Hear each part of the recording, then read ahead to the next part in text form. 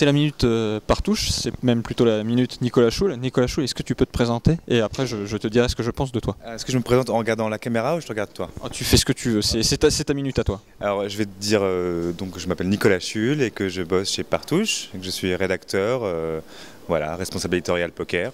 Donc je m'occupe de tout ce qui touche au poker live et online, tout ce qui est écrit chez Partouche, voilà.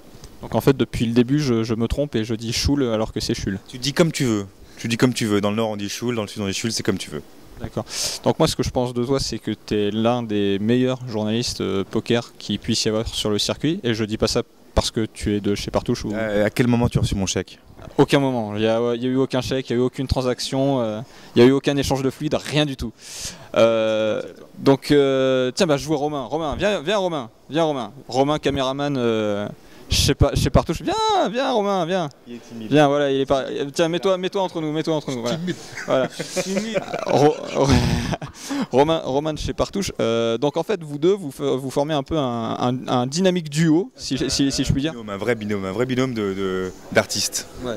Et donc Nicolas, tu interviews des joueurs qui participent au Partouche Poker Tour.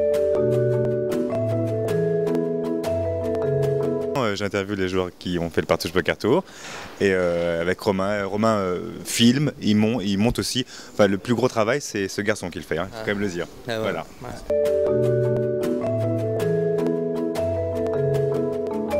Sinon c'est pour qui en fait? Parce que c'est bien de m'interpeller mais... C'est Poker Leaders. Ah oui d'accord. Okay.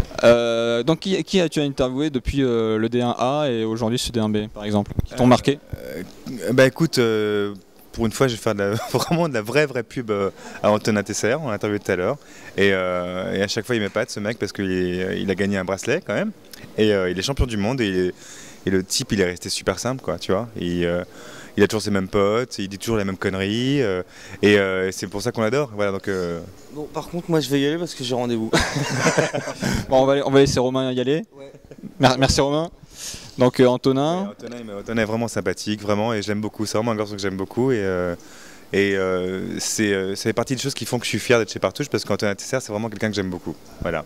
Et Filet de Mout alors, parce que ça a été l'attraction de ce D1B. Malheureusement il est sorti pas prématurément, mais il a déjà bien tenu mine de rien. Alors, oui. Qu'est-ce que ça a donné alors cette interview? Bah, écoute, je vais te dire, j'appréhendais un petit peu parce que j'avais lu sur des blogs, sur internet que c'était pas un garçon très facile d'accès. Et quand on l'a interviewé à l'hôtel, au 314, et grande surprise, il était très sympathique, souriant, il a joué le jeu. Enfin, tu vois le pro, tu vois le vrai pro qui a l'habitude des médias, et il était très disponible, donc c'était vraiment sympa de faire ça avec lui. Ouais. Alors on voit que tu bois du café parce qu'un journaliste doit rester éveillé. Très tard parce que c'est mon 28e café, sinon je m'écroule, et en plus je suis un petit peu vieux maintenant, donc je suis obligé de tenir avec ça.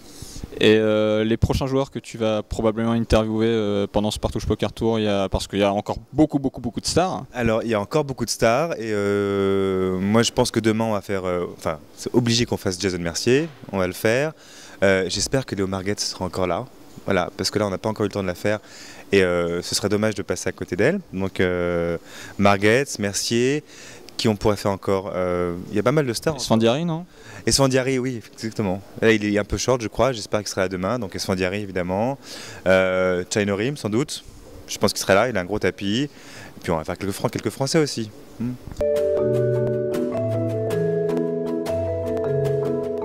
Plus sérieusement, c'est dommage qu'il ait busté aussi rapidement, vraiment, parce que c'était vraiment l'attraction de ce tournoi. Ce type, c'est un phénomène.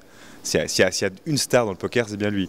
Donc c'est vraiment dommage. Et voilà, je ne sais pas s'il rentre tout de suite ou pas. Peut-être qu'il va faire le 5000 les up, j'en sais rien.